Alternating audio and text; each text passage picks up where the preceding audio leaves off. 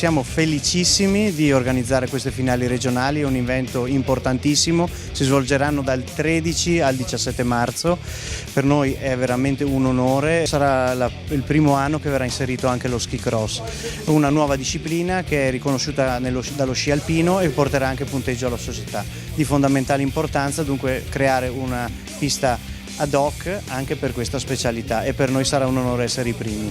Il programma di questa settimana si svilupperà su 2 piste, avremo lo slalom che si svilupperà sulla pista del Cristallo, insieme poi allo ski cross, mentre le discipline del gigante e del super G verranno svolti in Faloria. Porteremo le premiazioni nel centro di Cortina, alla Conchiglia in Piazza Venezia, dove daremo anche molto immagine a quelli che sono anche i nostri sponsor. Ringraziamo soprattutto Eurovita e il Comitato Veneto che ci ha dato la fiducia. Eurovita è una compagnia di assicurazione, opera sul territorio veneto, lo fa attraverso partnership in particolare con il mondo delle banche di credito cooperativo e con la Cassa di risparmio di Bolzano.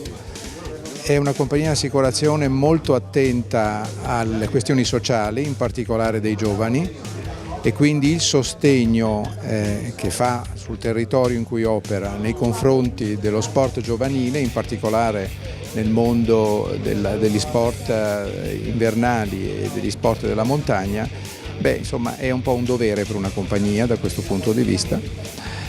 Lo facciamo ormai da alcuni anni, ci piacerebbe continuare anche nel futuro ed è uno dei driver della sponsorizzazione sportiva di Eurovita in Italia.